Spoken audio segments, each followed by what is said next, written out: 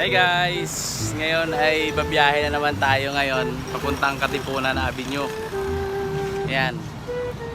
At syempre guys, yung mga pasahero natin ngayon ay hindi tao, kundi mga maleta.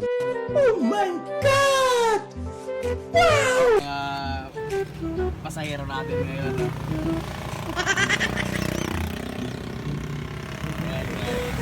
Mga maleta yan guys. Mga malita yung ano natin, pasahero. Tapos ito din guys.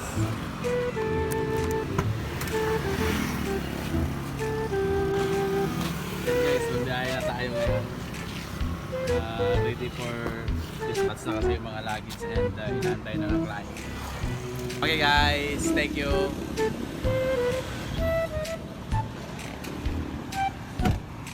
Okay guys, let's go.